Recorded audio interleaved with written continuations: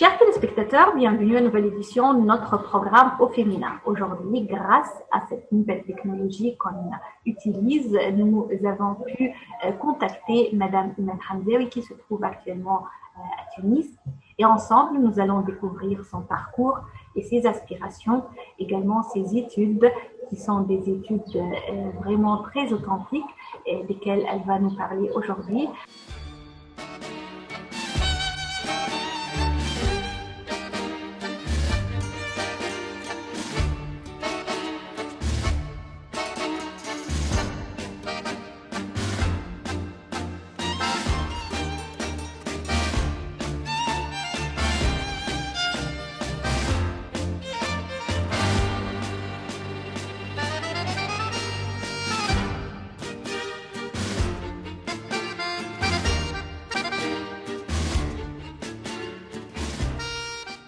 Alors, Madame Iman Hamzaoui, bienvenue dans notre programme au féminin.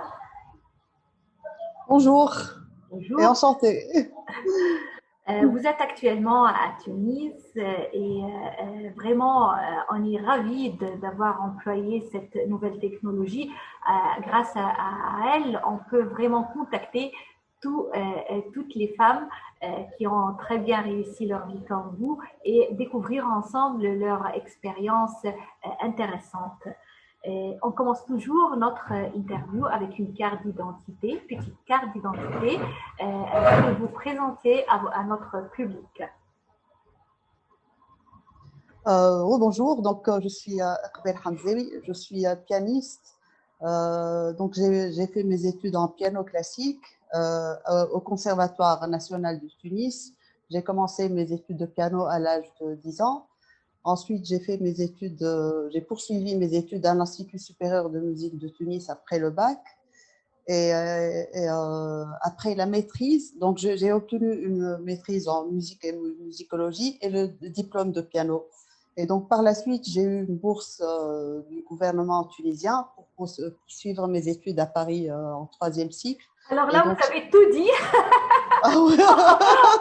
On prend une partie, une par une. Comme ça, on va développer tous les aspects, on va découvrir tous les aspects, les facettes de votre vie. On commence avec la période de l'enfance. C'est une période de la vie de l'être humain qui vraiment marque la vie pour toujours. Quels sont vos souvenirs de cette période de votre vie? Alors, concernant mon enfance, j'ai grandi dans une ambiance musicale assez particulière parce que mes parents donc, collectionnaient des disques vinyles, des musiques latino-américaines, de jazz, de musique classique. Donc, j'ai grandi dans cette ambiance musicale dès l'enfance. Et à l'âge de 10 ans, mes parents m'ont inscrite au Conservatoire national. Et donc, c'est là où j'ai entamé les études de piano classique. Très, très bien. Alors, vous avez commencé ce parcours, ce périple avec la musique depuis un âge très jeune.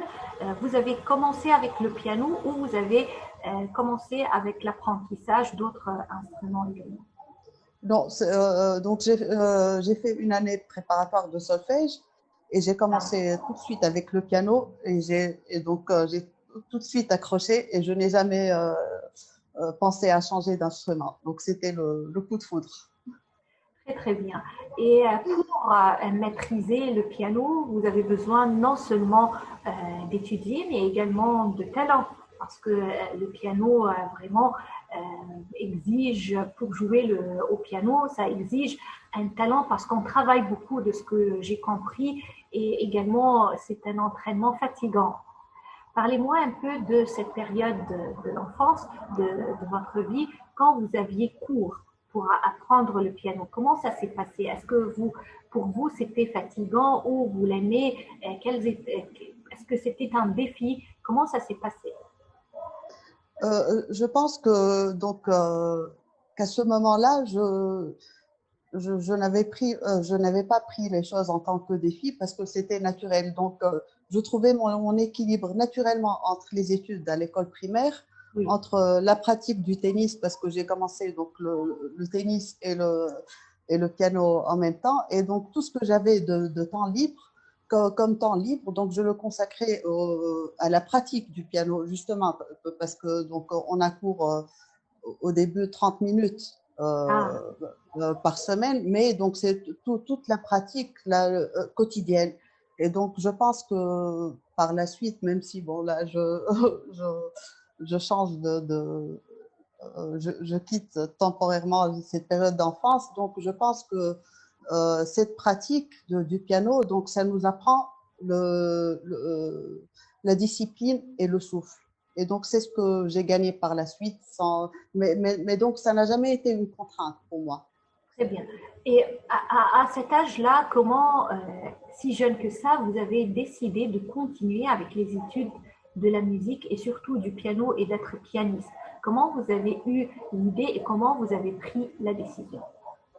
Euh, donc moi j'ai eu un bac en sciences expérimentales, donc c'était le moment de décider, soit j'allais vers des études de médecine vétérinaire, parce que j'ai toujours adoré les animaux aussi depuis mon enfance, mon plus jeune âge. Et donc, à ce moment-là, j'allais abandonner le piano parce que c'était impossible de concilier entre des études de médecine vétérinaire ou des études scientifiques et de continuer avec le piano. Ça, d'un autre côté, c'était ma décision. Et de l'autre côté, ce sont mes parents qui ont compris euh, d'un côté mon tempérament, mes ambitions. Donc, il fallait mieux que je m'oriente vers, vers la musique pour des études en faculté.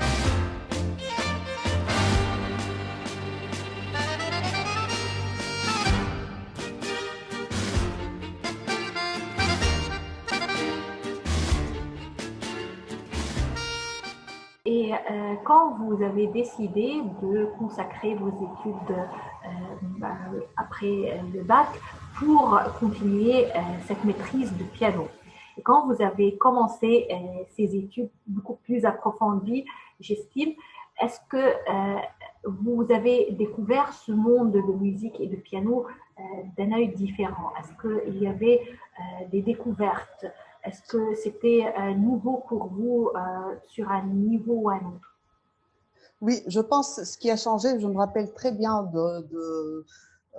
donc des conseils de ma professeure que je salue, Madame Foussoul Gaye, à laquelle je dois beaucoup. Donc, elle m'a dit qu'à partir du moment où on choisit la musique comme étude, euh, donc on est vu en tant que professionnel. Et donc, jusqu'à l'âge de 18 ans, je ne connaissais pas ce que c'était le track. Pour moi, c'était naturel de jouer dans des auditions, des concerts. Mais donc, ce qui a changé, c'est qu'à l'âge, en entrant, quand j'ai entamé mes études à l'Institut supérieur de musique, donc c'est là où j'ai commencé à prendre conscience de ce que c'est que d'être pianiste professionnel. Donc, c'est ce qui a changé pour moi. Très très bien. Après vos études en Tunisie, vous avez dit que vous avez continué en France.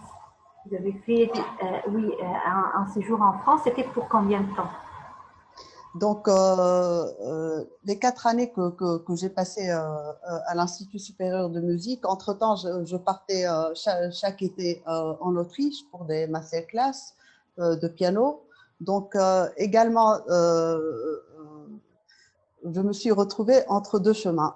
L'année de ma maîtrise, soit continuer le piano classique en Autriche, et j'avais l'acceptation des deux professeurs, donc il fallait juste que j'apprenne l'allemand Hmm. pendant un an, soit donc je continue des études en ethnomusicologie, ou plutôt j'entame des études en ethnomusicologie en France. Donc j'ai choisi la France et donc surtout que j'ai eu la possibilité d'avoir une bourse du gouvernement tunisien.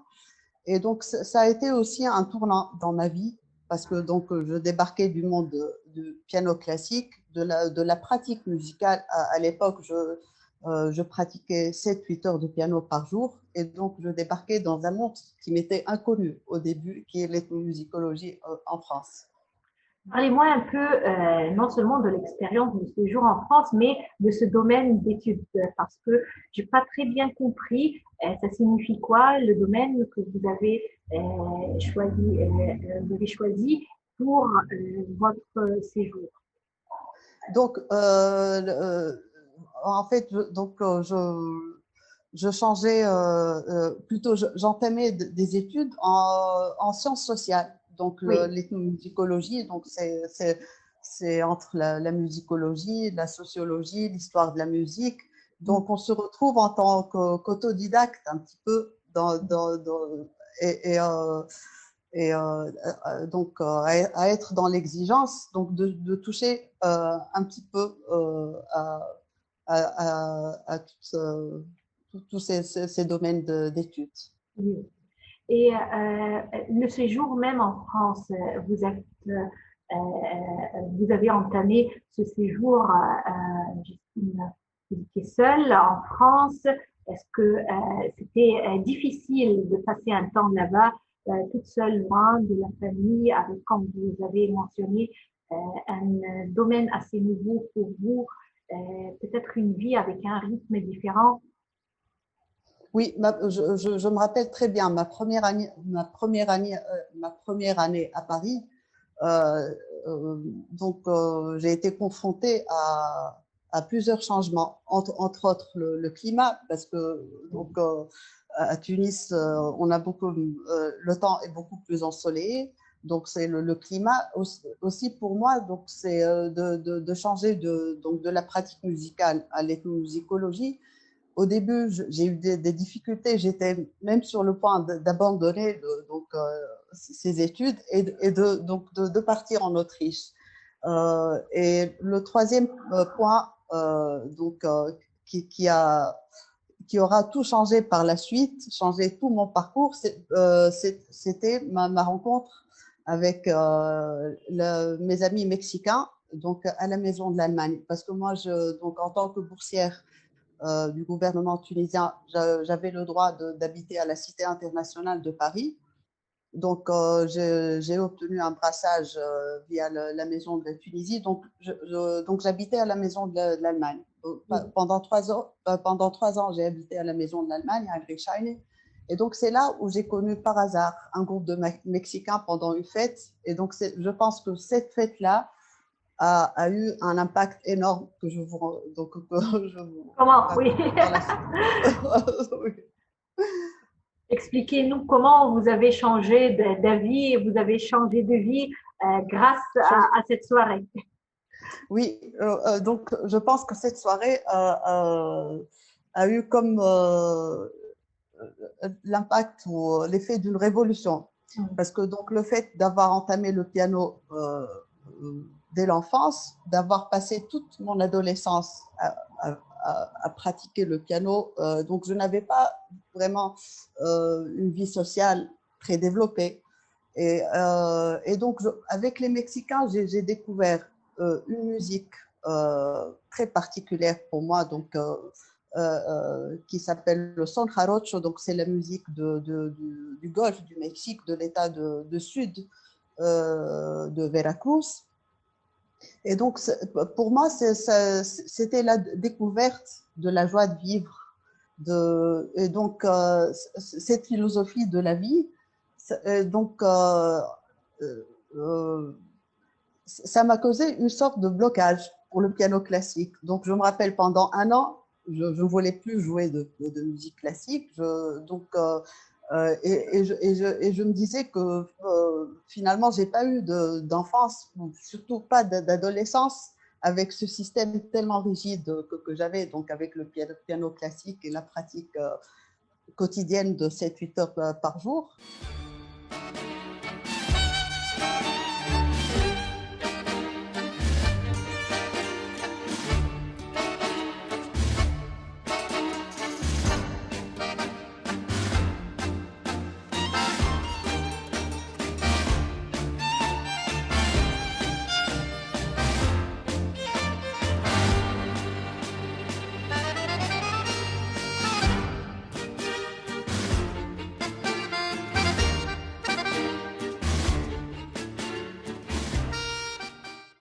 Madame Iqbal Hamzaoui, vous avez parlé qu'à un moment donné, vous avez fait des changements concernant votre vision de votre vie professionnelle et c'était grâce à un contact avec des amis ou avec, si vous voulez, le monde réel autour de vous que vous avez eu cette idée. Parlez-moi un peu de ce point marquant de votre vie.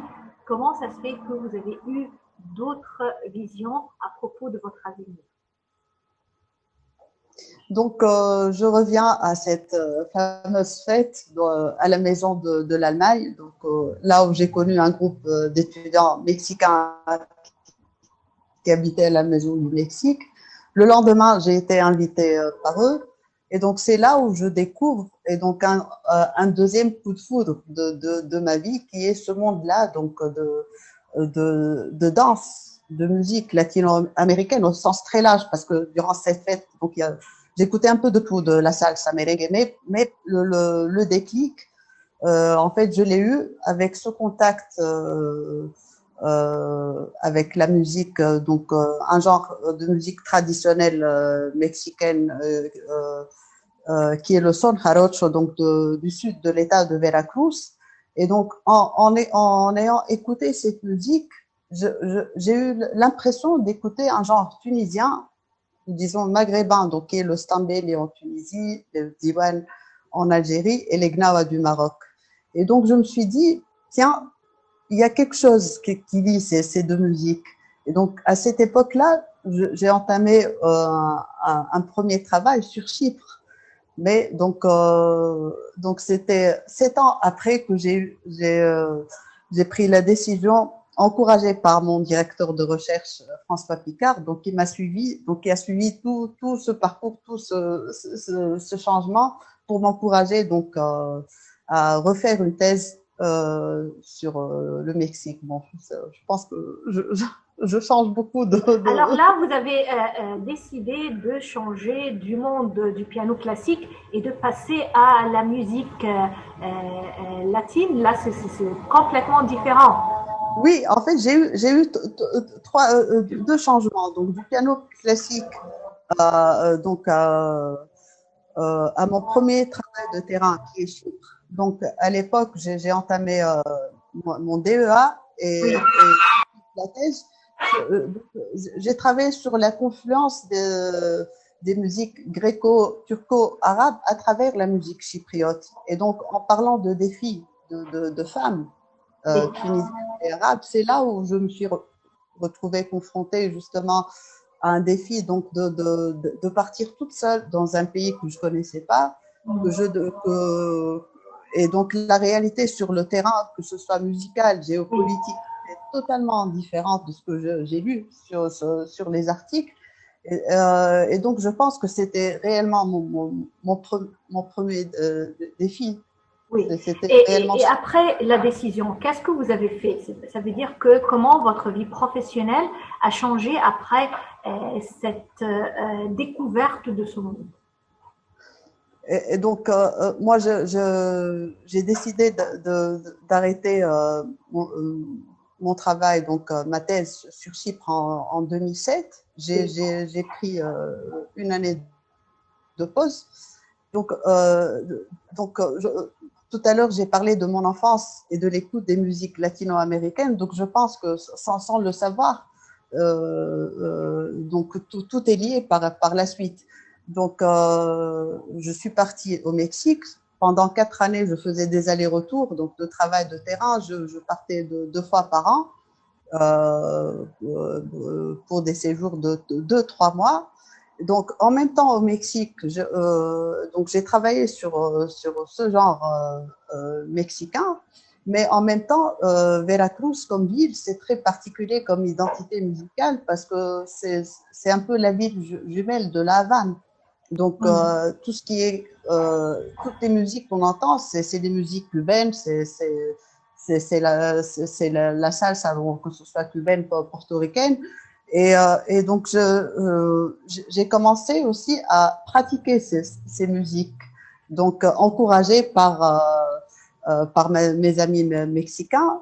J'ai même joué en 2011 dans le festival Afro-Caribeño, donc j'ai joué un bolero cubain, Dos Gardenias. Et donc, tout ceci m'a servi par la suite. Donc, ma passion, en fait, finalement, en tant qu'autodidacte de toutes ces pratiques musicales, de passer du système de conservatoire à un contact avec des musiques entre tradition orale, entre écrite, mais donc de faire ces changements. Donc, à partir de 2017, donc, j'ai réalisé mon rêve en tant qu'enseignante à l'Institut supérieur de musique de Tunis, donc de fonder l'atelier de pratique des musiques latino-américaines. Donc, je l'ai entamé avec un premier groupe. Ensuite, donc là, j'ai 4 groupes totalement différents. Donc, un groupe là où j'ai plus de choristes, l'autre là où j'ai plus de violonistes. Donc, maintenant, grâce à tout ça, donc les étudiants à l'Institut supérieur de musique de Tunis commencent donc à s'initier et à pratiquer ces musiques latino-américaines, mais au sens très, très large.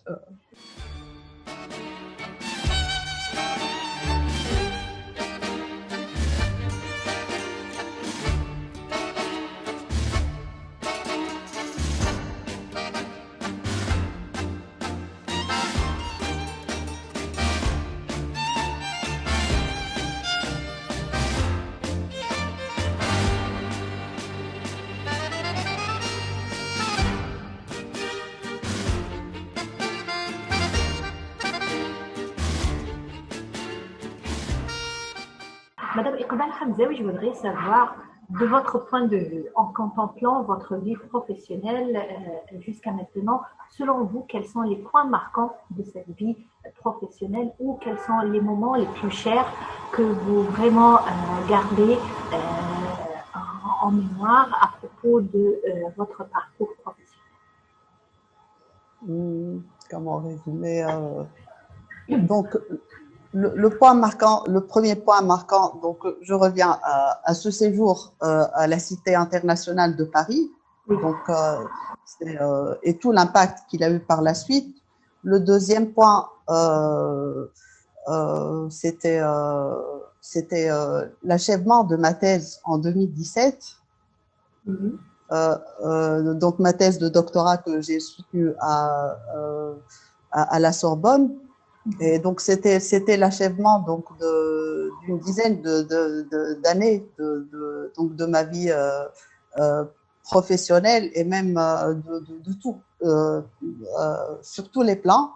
Je ne sais pas si je peux parler d'un point marquant, mais donc, je pense que si je résume, donc cette passion que j'ai eue pour le monde latino-américain et le fait d'avoir appris l'espagnol en tant qu'autodidacte, donc ça m'a servi à partir de 2017. Il y a eu 3 sessions au festival, donc aux Journées cinématographiques de Carthage, sous la direction de Feu Béji Baillet. Donc il y a eu une année consacrée à l'Argentine, ensuite le Brésil et ensuite le Chili.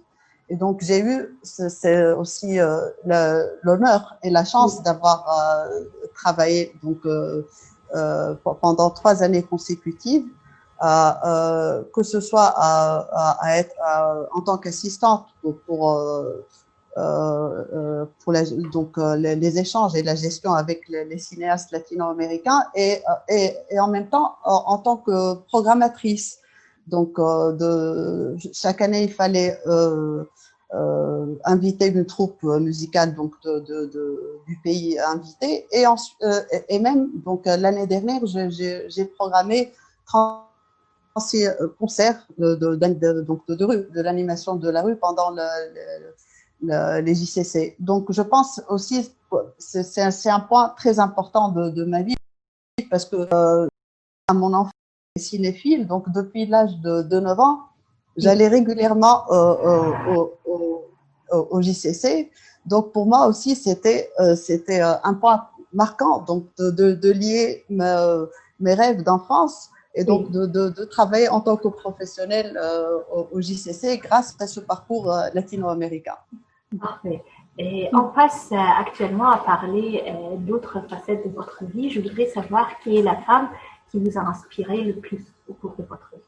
En fait, je dois beaucoup à ma mère, donc qui m'a éduquée en tant que femme libre et d'assumer mes choix malgré un modèle de société, donc des contraintes. Je ne sais pas si je peux, mais j'insiste sur le mot liberté. Donc, Oui. Ma mère m'a beaucoup encouragée à assumer mes choix. La deuxième femme qui m'a beaucoup inspirée, c'est Madame Fussoun Rgaïk, qui était ma professeure de piano. Donc, pareil, elle m'a suivie. Elle m'a soutenue durant mon parcours donc pianistique, mais elle m'a beaucoup encadrée aussi ailleurs. Donc c'était comme une deuxième mère pour moi. Donc et grâce à elle aussi, parce que j'ai un côté très rêveur dans mon caractère. Donc grâce à elle, j'ai pu avoir cette discipline donc au piano qui m'a beaucoup servi, je pense, par la suite. Madame Iqbal Hamzaoui, vraiment à travers notre discussion, on a découvert cet amour, cette passion pour la musique de plusieurs facettes et que vous avez fait le parcours, le chemin de plusieurs continents afin de découvrir et de continuer à découvrir cette passion. Et vraiment, c'est un parcours à louer et impressionnant. Mille merci d'être avec nous depuis Tunis. Mille merci d'être avec au féminin. Merci beaucoup et merci beaucoup pour cette invitation et à bientôt.